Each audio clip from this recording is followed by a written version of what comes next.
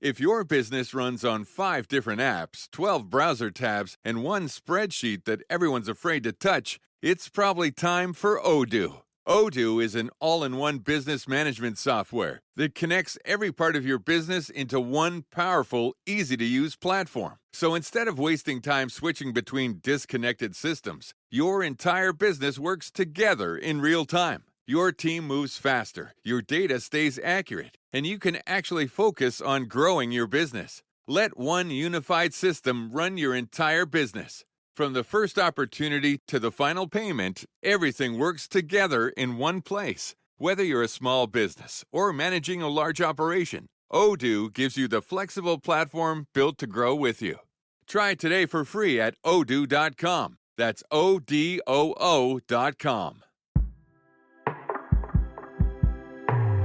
This is the Station for Negotiation podcast, episode number 66. My name is Gene Killian. I've been a lawyer and professional negotiator for 40 years. Folks, there's a lot of craziness going on in the world right now, so I would understand if you were not following the drama involving Paramount Pictures right now, the Paramount organization. They are involved in a corporate war right now, and on the other side are a bunch of attorneys general and also the screenwriters union out in Hollywood. And if there's one thing we know, it's that if you see the name Paramount attached to any sort of corporate deal or negotiation, there's going to be drama. If you go back to episode 41 of the podcast, we talked about the battle for control of Paramount involving the Redstone family. And that was a lot of drama. And this situation we see right now is a very complicated negotiation with a ton of drama as well. Now, I should say I'm recording this episode at the beginning of August 2026. This is a fluid situation, and by the time you hear this episode, things may have changed and there could be settlements reached. But it's still interesting from a negotiation standpoint to explore this as it stands right now from where I'm sitting. So I want to take a look at the situation and see whether we can draw some lessons out of it. And to do that, I'm going to go back to February 27, 2026. On that day, David Ellison, who is the head of Paramount, signed his name to a contract with a clause in it that could end up costing him $7 billion. The interesting thing is that nobody made him write that clause. It wasn't imposed on him by a regulator. It wasn't negotiated by the other side necessarily. It wasn't extracted by a hostile board in the last hour of a negotiation. He put it in there himself, and he raised it twice when nobody was asking him to. He agreed, essentially, to a $7 billion penalty if he couldn't complete this deal. Why did he do it? He put the clause in there because he thought it would help him win the bid. And it worked. Netflix had a signed agreement for the assets that Ellison wanted to buy. So Ellison managed to go around Netflix. We'll talk about that a little bit. Went around the board of Warner Brothers, who is the company he's trying to buy, and he bought his way past every objection that was raised by promising to pay more if he failed to close the deal. So he agreed to bigger fees. He got a personal guarantee from his father, Larry Ellison, the head of Oracle, who is, as you know, an extremely rich man. And he agreed to a clock that would start charging him $7 million a day. This is in addition to the $7 billion walkout fee if he was slow in closing the deal. And by doing all this, he won the auction for Warner Brothers on February 27, 2026. But then something happened which he may not have forecast. 5 months later, 12 state attorneys general walked into a federal courthouse in Oakland, California, and stopped him cold. Not the federal Justice Department, not the Trump Justice Department. They cleared this deal. And in fact, 66 jurisdictions around the world, including the European Commission, cleared this deal. But 12 Democratic state attorneys general did not, and 12 was enough. And we currently have a trial set for the case brought by the attorneys general in March 2027. Meanwhile, the clock that Ellison built starts charging him in October 2026. So today I want to talk a little bit about the costs of trying to close a deal. And in order to give this a little context and flavor, I want to look to at the beginning, just to quote briefly, an article that appeared in Puck.com on July 31, 2026, written by Dylan Byers and Bill Cohen, just to give this kind of context before we go deeper into the deal. I said that David Ellison was the head of Paramount. Rob Bonta is the Attorney General of California, and he is leading the charge by the attorneys general to stop this deal. Also involved in trying to stop the deal is Letitia James, who's the Attorney General of New York. And there, as I said, there's 12 total. But here's how Dylan Byers and Bill Cohen, put this in Puck. They write, by this point, David Ellison's long, hard-fought pursuit of both Paramount and Warner Brothers Discovery has become a Hollywood saga with more plot twists than the films either studio produces. His latest move to bypass settlement talks with Rob Bonta and the other Democratic attorneys general and instead take the merger to trial has transformed what looked like another regulatory slog into one of the decade's defining corporate legal battles. And then the article goes into an interview between Dylan and Bill, and here's how that at the beginning of the article reads. Dylan, David Ellison has decided to bypass trench warfare with Rob Bonta and the other Democratic AGs and take the fight over the Paramount-Warner Brothers merger straight to court. This suggests to me that he and his team are confident they can win the case on the merits. But he's also choosing to absorb potentially $1 billion or more in ticking fees. Little side note, ticking fees are essentially the penalty, although I shouldn't really call it a penalty, but in reality, it is a penalty for each day he doesn't close the deal after October 1st, 2026. Back to the article. What does the decision tell you about Ellison as an executive? Is this personal conviction, confidence in the law, or simply a calculation that the long-term precedent is worth more than the near-term cost? Bill, it gives the Ellisons the option of pulling the ripcord. Since the drop-dead date in the merger agreement is June 4th, 2027, this tactic allows both the Ellisons and David Zaslav is the head of Warner Brothers Discovery, the opportunity to reevaluate the deal and whether it makes sense anymore to proceed regardless of the outcome of the legal process. Maybe the Ellisons would rather pay the $7 billion breakup fee to Warner Brothers Discovery and be done with all this. If they conclude that it's no longer worth it, their logic becomes simple. Better probably to have made a $9.8 billion mistake, including the $7 billion to be paid to Warner Brothers and the $2.8 billion paid to Netflix as a breakup fee, than to make a $113 billion mistake by actually closing this deal, incurring a fresh $80 billion of debt and putting another $42.5 billion of equity at risk. So that's the way this is very accurately described in Puck. But let's establish what's actually on the table, go into it in a little more detail. So Paramount Skydance is buying Warner Brothers Discovery for $31 a share, all cash. That's roughly $77 billion of equity value. And as the article says, once you add Warner's debt and to the equation, the enterprise value comes to more than $110 billion.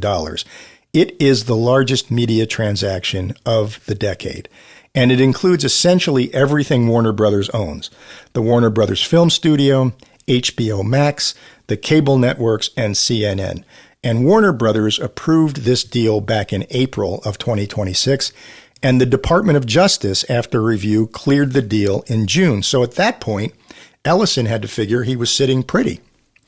But then, on July 13th, a coalition of 12 state attorneys general, as I said, led by California's Rob Bonta, filed suit in federal court in Oakland, California, to block it. And the next day, the Writers Guild of America filed a separate lawsuit. The states are arguing that the merger would unlawfully reduce competition in two basic markets. First, wide-release theatrical film distribution, and second, basic cable channel licensing. They keep touting the number of 27%, which they say is the share of cable affiliate fee revenue that the combined company would control. Paramount has said that when you look at the facts surrounding this deal, what the attorneys general are saying is not supported. So there's a fight. And on July 24th, 2026, Judge Araceli Martinez Holguin, who's the judge in the Northern District of California, issued a temporary restraining order in the litigation. Now, what's a temporary restraining order? A temporary restraining order is an emergent order designed to preserve the status quo as the litigation proceeds. And it's not really a ruling that's made after a trial or even a mini trial. It's normally done on the papers and maybe oral argument after an emergent application, basically saying there's irreparable harm potentially involved here. The plaintiffs have a likelihood of winning the lawsuit on the merits, and therefore you should keep everyone in place without movement until this can be resolved on the merits. And after a temporary restraining order, the next step, normally, is a hearing on what's known as a preliminary injunction. And that is basically a mini trial. And it's a lot of work to get to the preliminary injunction hearing. Once that preliminary injunction is issued, if it is issued, that makes the restraint permanent pending the outcome of the trial. So you have a temporary restraining order application, which here was granted, and then you have an application for the preliminary injunction normally. And here, that hearing was scheduled for, I think, 2 weeks after or 3 weeks after the temporary restraining order was granted. But here, Paramount and the Ellisons decided to do something different. They're reading the room. They realize that the judge has already granted a temporary restraining order and that without a chance to develop their case fully, he's likely to grant another win to the plaintiffs, to the state attorneys general in the preliminary injunction hearing. So they say basically, forget it. We're not going to have the preliminary injunction hearing. We agree to the preliminary injunction. And they reach agreement with the state attorneys general that the preliminary injunction will be extended until there is a ruling on the merits by the trial court or June 1st, 2027, whichever comes first. And the Paramount guys on the one side of this, they're pushing for a full-blown trial this fall in 2026. But on August 4th, 2026, the judge set the trial date, and it begins on March 2nd, 2027, and he has scheduled 12 court days for this, ending March 19th. And then he has set a date at the beginning of April for both sides to submit to him proposed findings of fact and conclusions of law. But this is a very tight schedule, folks. This is a very complicated trial with numerous parties. I have my doubts, even though it's not a jury trial, it's a bench trial, as to whether it can be done in 12 days. But I guess we'll see. But here's where this gets a little interesting, and I alluded to this at the beginning of this talk. Under the merging agreement, there are what's known as ticking fees, so that if the deal is not closed by September 30th of this year, Paramount will owe Warner Brothers shareholders an additional 25 cents per share for every quarter this deal remains unclosed. And that's roughly $650 million a quarter, or about $7 million a day. So this is going to apply extreme pressure on Paramount either to not do the deal or to reach some kind of settlement with the state attorneys general. The trial in the attorneys general case starts March 2nd. So you can do the arithmetic. Paramount will have paid well north of $1 billion in ticking fees before the judge hears a word of closing argument in the trial. And I just want to be clear, there are 3 dates that constantly get confused in the press about this, in the media. March 4th, 2027 was the merger agreement's original drop-dead date. That was extended to June 4th, 2027, which is the current drop-dead date. And that date applies automatically if every closing condition is met except the regulatory ones. So there's a hard stop on this deal, June 4th, 2027. And then June 1st, 2027, as I said, that's the litigation standstill that Paramount agreed to in July. So you have 3 dates with 3 different functions, and the trial begins 2 days before the first date, which of course is not a date anymore anyway. The March 4th drop dead date has been extended to June 4th. I just wanted to point this out because there seems to be confusion in some of the media stories about it. Now take a look at when the state attorneys general filed suit. They sued on July 13th. They didn't wait till October. They didn't wait till after the fees began. In granting the restraining order, the temporary restraining order, the judge noted that the companies themselves had conceded that they would incur no carrying costs from a delay here until the end of September. So the states filed this case at the precise moment when delay was still free for Paramount, but they made sure the delay would outlast the free period. But you have a little period of time in here where maybe you can get some conversations going before these ticking fees start. I guess we'll see. So the first lesson I would point out is something we've been talking about a lot lately. Whoever picks the moment picks who bleeds in a negotiation. The attorneys general do not have a better case in July than they would have in October, but they do have a better clock. And when you control the timing, when you can set up a situation where pressure is going to be applied to the other side monetarily, you are choosing who's going to feel the pressure, right? I want to take a sidestep here for a moment. Why was this case filed in the Northern District of California in Oakland? I mean, you have 12 state attorneys general from all over the country. They could have filed pretty much anywhere, really. Notice where they filed. Oakland, California. There's a reason for that. First of all, that is and this is not political, it's just facts. That is a very liberal jurisdiction with activist judges in it. Liberal judges have a worldview. So do conservative judges. It's nothing against them, but everybody, even judges, judges are humans too, is what I would like to say. And they have a worldview. And a liberal judge is going to tend to look with suspicion at large corporate entities.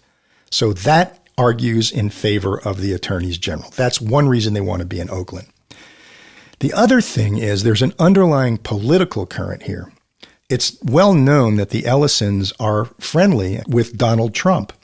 And Letitia James, who is the Attorney General of New York, who's one of the attorneys general spearheading this, does not like Trump. And Trump does not like her. You'll remember that she's the one who brought him to trial in New York, and New York won that trial not that long ago.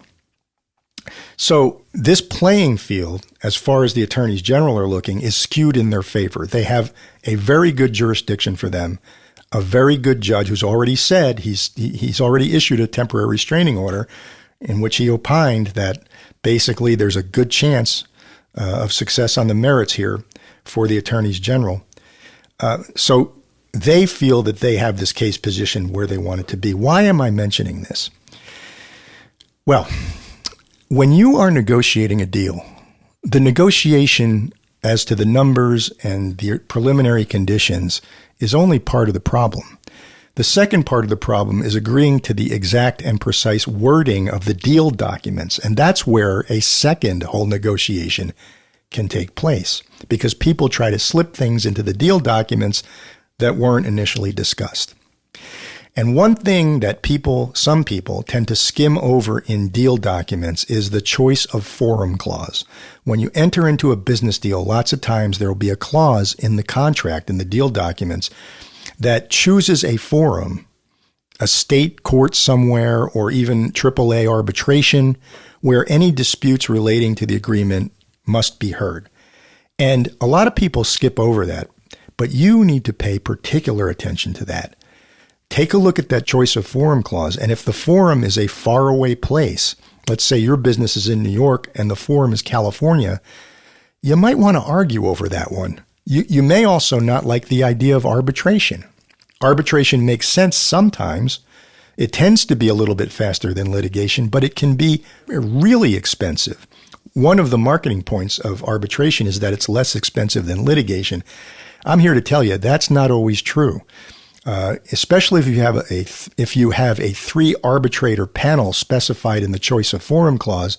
Now you're paying your own arbitrator, you're paying part of the umpire, who's the impartial arbitrator, and those fees can add up a lot. And the other thing about arbitration is you basically have no right to appeal if the panel does something crazy. So that's a long way of saying, whenever you're in a deal, examine that choice of forum clause carefully and make sure it's not a burden on you once you sign the deal. Now, that wouldn't matter here with respect to the lawsuit by the state attorneys general, because obviously there's no contract between the state attorneys general and Paramount with a choice of forum clause in it. But you did have a choice of forum here in reality. There's a reason those state attorneys general went to that forum in Northern California. And in your private business contracts, if you can keep control over where any disputes are going to be heard, you should do it. You know, people sometimes don't like to think about that because they don't want to think about the deal going south or having problems with implementation.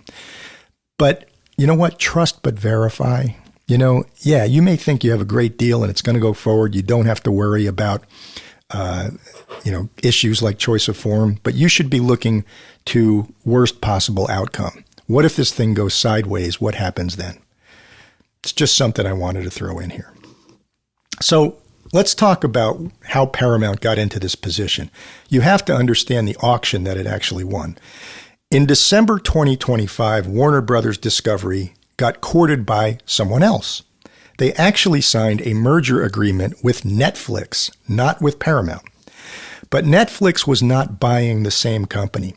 Netflix's deal was more limited. They were going to buy Warner Brothers' studio and streaming operations. Netflix wanted the film library and they wanted HBO Max.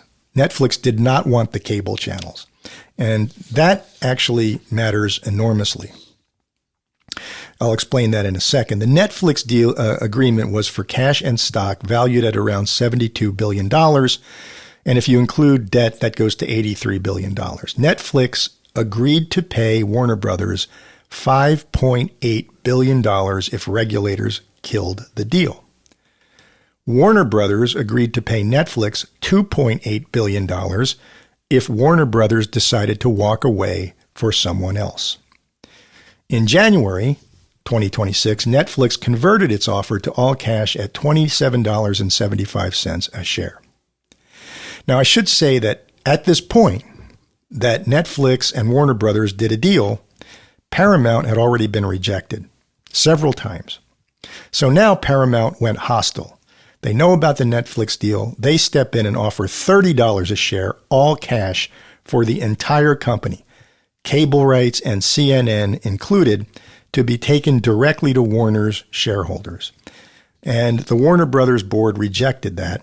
And the reasons they gave are sort of key to this episode.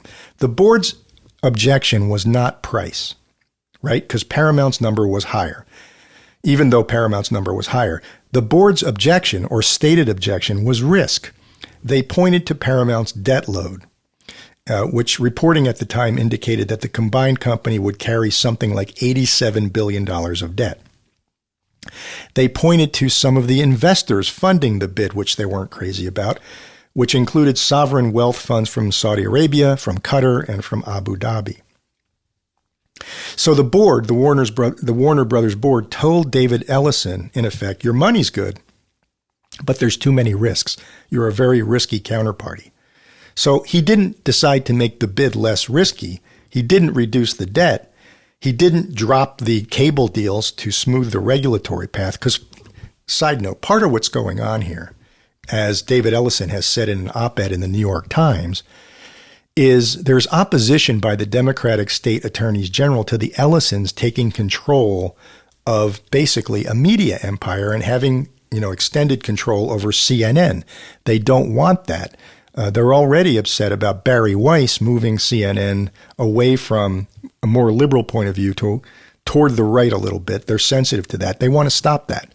I mean, that's not the reason that it is expressed in the papers, but you'd have to be a fool not to think that's kind of the underlying current here. But anyway, Ellison does not say, okay, I'm not going to buy CNN anymore. What he does instead is he decides to indemnify the risk. He matches Netflix's $5.8 billion break fee. Eventually, he goes to $7 billion in the final agreement. And he gets his father, Larry Ellison, who's one of the richest people on earth, to provide an irrevocable personal guarantee, which grows across successive offers and eventually ends up at $45.72 billion, guaranteed jointly and severally by Larry Ellison and by his trust. Be nice to have enough money to guarantee a deal that's worth north of $47 billion. Anyway, then Paramount volunteered the ticking fee, which is the $7 million a day clock that we talked about a little earlier, as a demonstration of how fast it expected clearance for this deal to come. Now, you only do these things from Paramount's point of view if you think you're going to be able to get past all the regulatory hurdles. Every one of these terms, the ticking fees, the penalties, all that stuff, I shouldn't call them penalties, the increased compensation. They all exist because the Warner Brothers board told the Ellisons, you are too risky. So the Ellisons' answer to a risk objection was collateral. On February 26, 2026, Netflix declined to match the $31 a share offered by Paramount. At that point, Warner Brothers board declared Paramount's offer to be superior, terminated the Netflix deal, and paid Netflix the $2.8 billion break fee with Paramount's money. So Netflix lost the auction, but they left with $2.8 billion. Not terrible. So let me take a sidestep. Let's talk about a lesson here. First of all, scope is not a detail, a minor detail that you settle after you agree on price. Scope is how you allocate risk. Here, Netflix drew a perimeter that excluded the cable networks.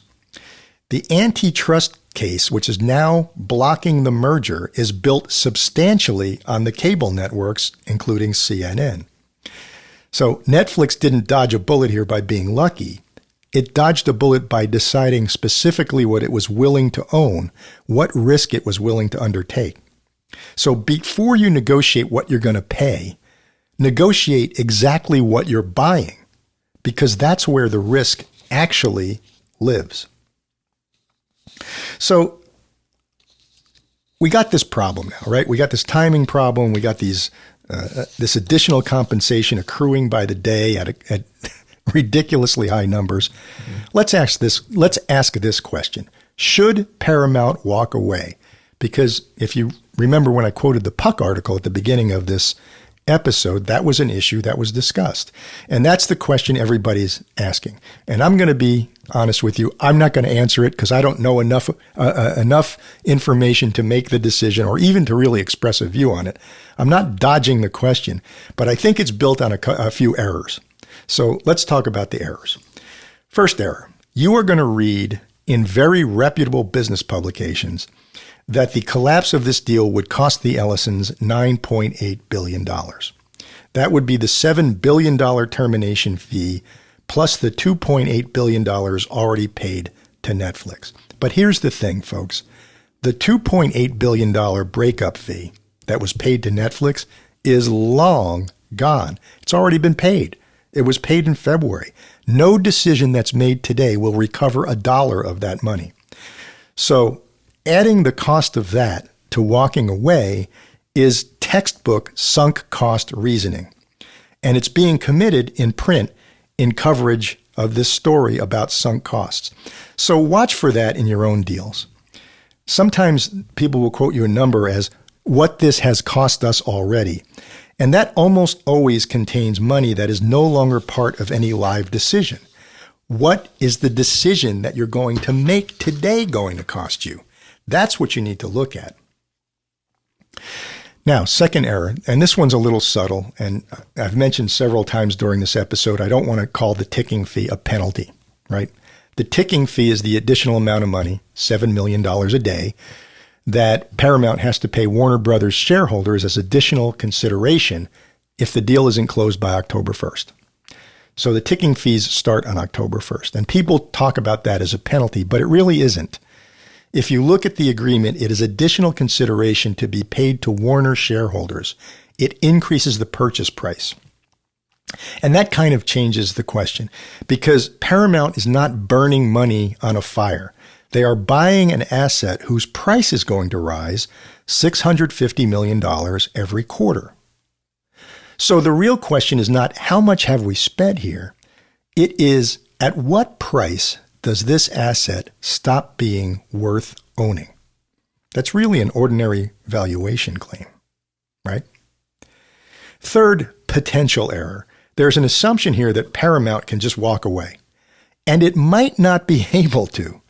The $7 billion additional fee is a regulatory termination fee, meaning it has to be paid if regulatory hurdles are not cleared. It has defined triggers. Voluntarily abandoning a deal that you might be able to protect if you win the lawsuit against the attorneys general is a different question with a different price. Larry Ellison's guarantee covers damages claims against Paramount, not just the fee. So let's talk about the analysis here. How is David Ellison looking at this? Here's a case that how Ellison is looking at this is rational.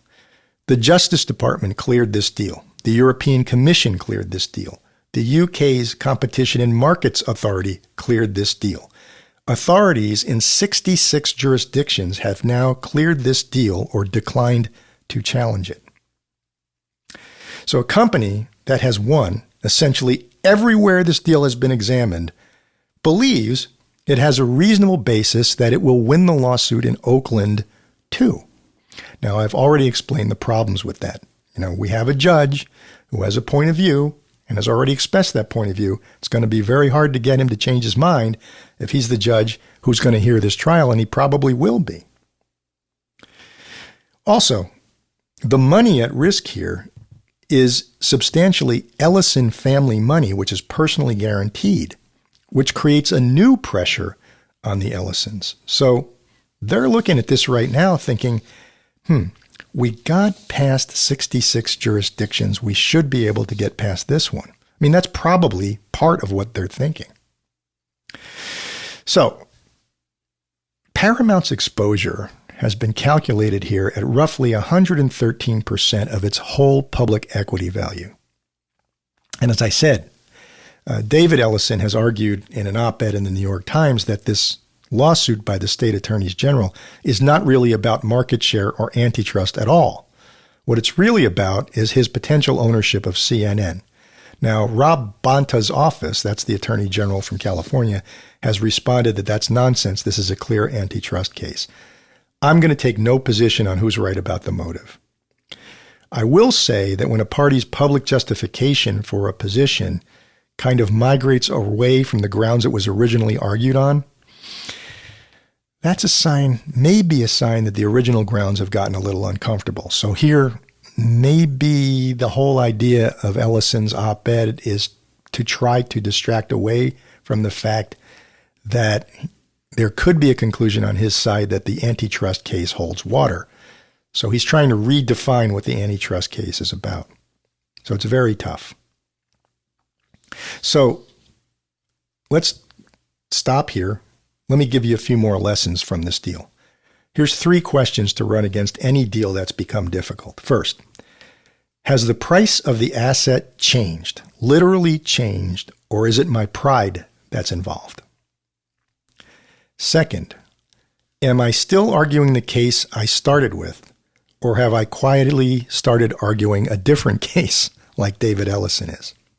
And third, and I actually think this is the most important question, if I had never signed this contract, and if it were offered to me today, at today's total cost, with everything I now know, would I sign it? If the answer to the third question is no, you need to take a hard look at the deal. And if the answer is yes, then the fees are not a sunk cost at all. They are just the price of admission, and you should pay them without flinching. Now, I want to talk about one more major issue here. Veto parties. We've talked about this in the past. You know the concept if you've been listening to this show for a while. A veto party is someone who can screw up your deal. but who is not sitting at the table where the deal is negotiated. So let's look at what Paramount actually accomplished here. As I said, the Justice Department approved this transaction. The European Commission approved it. The UK approved it. Australia, Brazil, Canada, China, South Korea, South Africa, they all approved this deal. But the transaction is stopped. Stopped by 12 state attorneys general who were never at the table, whose consent was never a closing condition, and who cannot be bought. I don't see how you can possibly settle this by negotiating a number with the attorneys general. They have staked out a position that this merger is detrimental to competition and against public policy. So let's think about the three classes of party who can make your life miserable in a deal. First, you have those with a consent right? They have to sign the deal documents. You know exactly who they are, and you can negotiate price with them to overcome their objections in the document, right? Second, and now we're going to get into the real veto parties, people or entities with an economic interest but no consent right. Might be a lender, might be a landlord, might be a key customer, might be minority shareholders. You can identify those people, you can price them to overcome their objections, and often you can pay them and do a deal. The third is the trickiest. These are people or entities that don't have a consent right, meaning they're not a party to the contract, nor do they have an economic interest directly in the contract, but they can stop you anyway. That could be regulators. It could be courts. It could be unions. And in this case, it's 12 independently elected or appointed law enforcement officers in 12 different states. That third class is the most dangerous one because the first two are normally visible in the deal documents, but that third one isn't. Nothing in the Paramount-Warner Brothers merger agreement told anyone that Rob Bonta even existed. And I have questions, and I obviously don't have access to the internal files of Paramount or Warner Brothers, whether anybody was even thinking about state attorneys general when they got this deal agreed to in principle. And I want to be clear, Paramount did pay off veto parties in connection with this deal. To clear European approval, Paramount agreed to divest its stake in a film distribution joint venture and agreed not to enter a film distribution arrangement with Universal for 10 years. That was the price of admission. To get approval in the UK, Paramount entered a deed of covenant with the government. It agreed not to combine its linear channels with its streaming services. It agreed to preserve the editorial independence of its news operations, and it agreed to some other things as well. So Paramount was able to negotiate a solution with Brussels, and it was able to negotiate a solution with London. But it chose to fight Sacramento, California. Why? Well, I can give you three readings, and I don't know which one is right. First, what the states want isn't buyable. If the remedy is divesting the cable networks or CNN, that really blows up a large part of this deal, and there's nothing left to negotiate. So this is an existential problem to this deal if the state attorneys general condition of settling is to divest cable networks or CNN from the deal.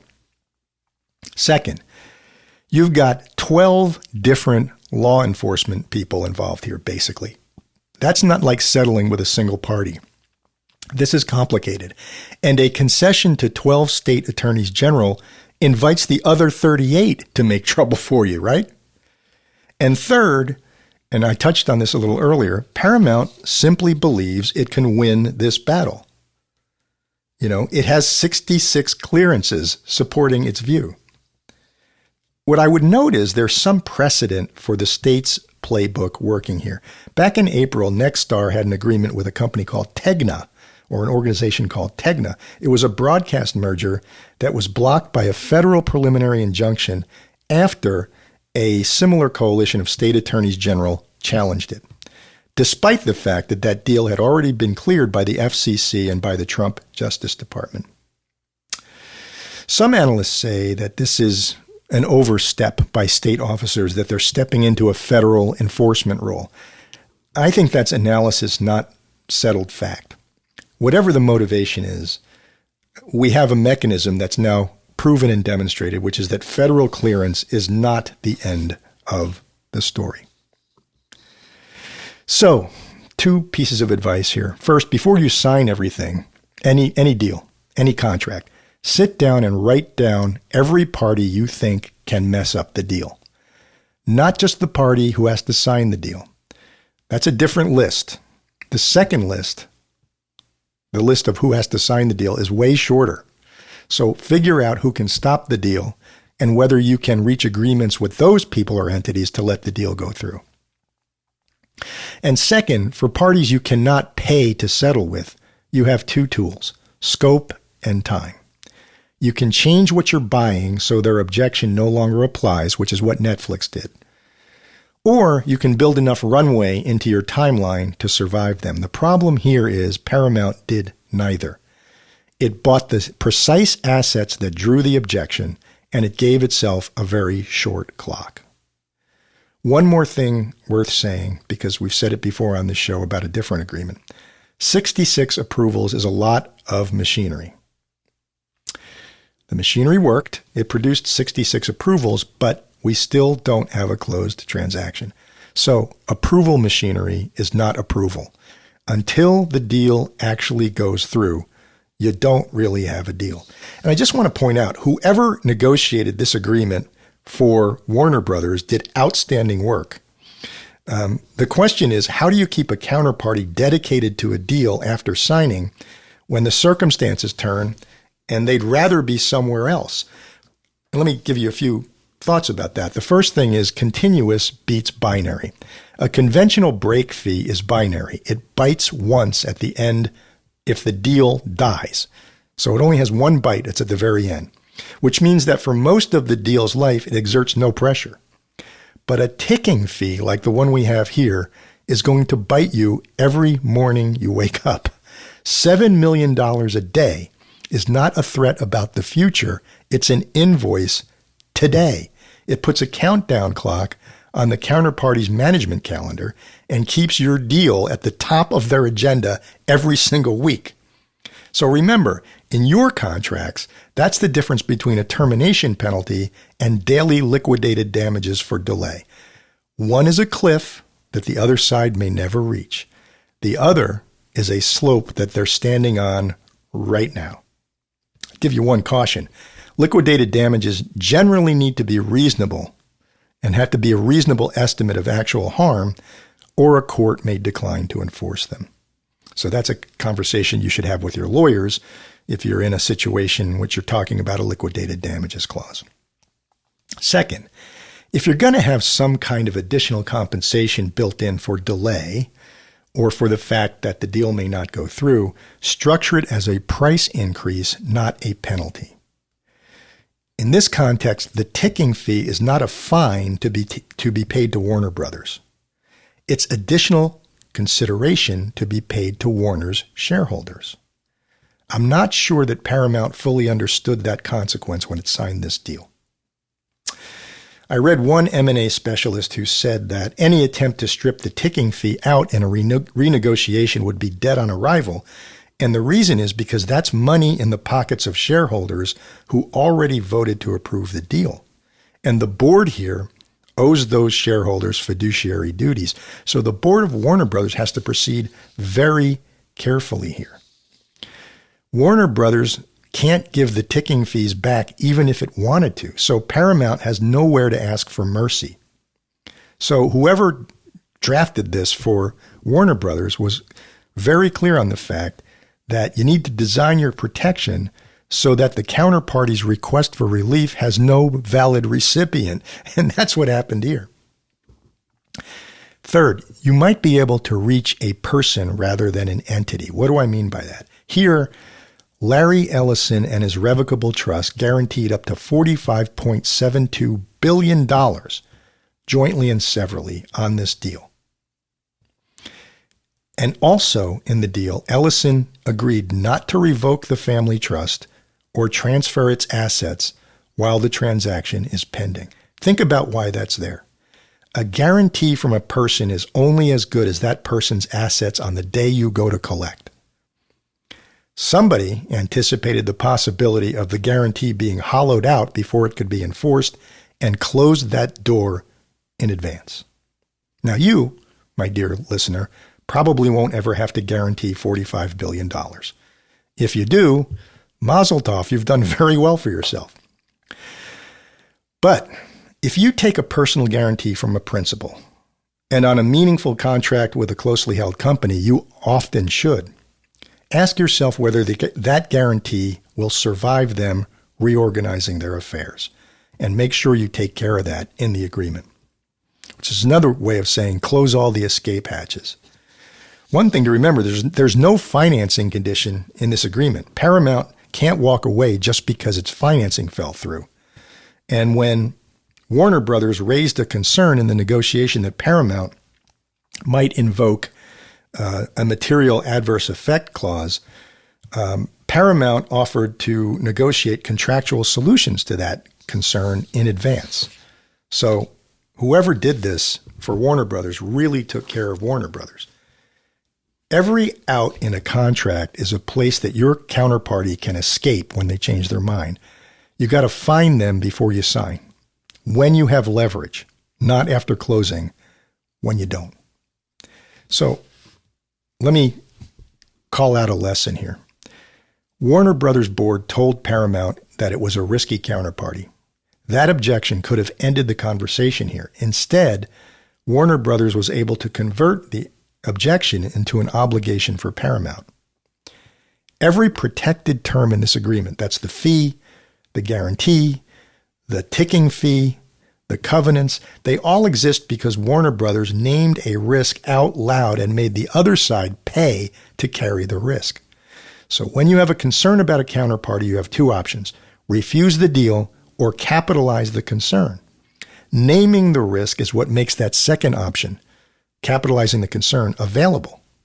If you don't raise your voice on it, you're the one carrying the risk. Let me just point out one more thing from Paramount's side. You can say here, and you should say, always read the penalty clauses in a contract, right?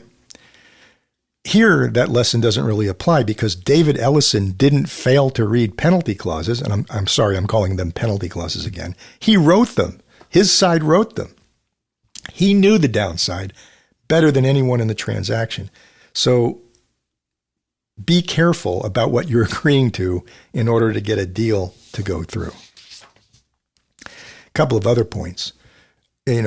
What's going to trigger that $7 billion walkout fee? I think it's basically designed for a lack of regulatory approval. I'm not sure, and I've said this earlier in the conversation, that Paramount can just close up shop and walk away from this deal. Not sure they can do that. I don't know how that issue is going to resolve. But one thing to remember here is you got two sophisticated parties. You got an enormous amount of money involved. You have world-class counsel on both sides. And you may have ambiguity as to whether the central protective clause is triggered. Why? Well, the $7 billion is described as a regulatory termination fee, and it's payable if specified regulatory circumstances kill the deal. Some analysts have raised the question as to whether this particular litigation satisfies the defined criteria, because a fee payable because of a regulatory block may not be the same as a fee payable on any termination. And this is a civil action brought by states. It is not a federal regulatory denial. So remember something. When you negotiate contracts, the number in the contract gets all the attention in the negotiation. Focus on the triggering language. What's going to trigger that dollar amount to be spent? Because the trigger is normally what you're going to litigate about. And I can easily see this thing careening into expensive litigation, depending on what happens next year. Now, I'm going to add one more thing, and this is important to remember. Don't guarantee or issue a personal guarantee against circumstances you don't control, right? Paramount controlled its own financing here. So waiving a financing condition can be a real but manageable risk. But Paramount did not control 12 attorneys general. It never did at any point by any means. And that is the exposure that has actually materialized.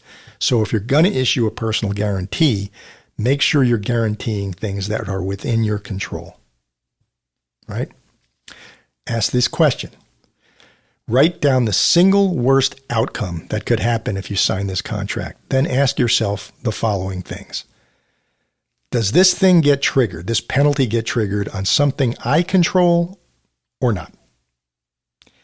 If this penalty gets triggered, will my business be able to continue? And if this penalty gets triggered, who do I call to get relief? And do they have any reason to give it to me? If the honest answer to that last question is nobody, you are gambling. So that's where we are with this crazy, crazy corporate situation. It's going to be really interesting to see how this turns out. I'm going to certainly be following it on the business pages, but we can learn a lot from this mega deal just as normal day-to-day business negotiators or students of negotiation. I hope you've enjoyed this review of the Paramount Warner Brothers State Attorneys General battle, and I hope you took some good lessons from it. And with that, I have nothing else to say today. So, once again, this is Gene Killian signing off and reminding you that negotiation is life. Hey, thanks for listening to the Station for Negotiation podcast. Until next time, you can keep up with us on social media at the following places. On X, formerly known as Twitter, it's at STN4Negotiation. That's at STN4Negotiation. On Facebook, you can hit us up at facebook.com/Station4Negotiation pod. That's facebook.com/Station4Negotiation pod. Over on Instagram, you can reach us at Station4Negotiation. Again, that's at Station4Negotiation. On LinkedIn, Station4Negotiation podcast. Again, that's Station4Negotiation podcast. Over on YouTube, we're at Station4Negotiation. That's at Station4Negotiation. If you want to shoot us an email, you can do that at Station4Negotiationpod@gmail.com. That's Station4Negotiationpod@gmail.com. So we'll see you next time on the Station for Negotiation podcast. And until then, remember, negotiation is life.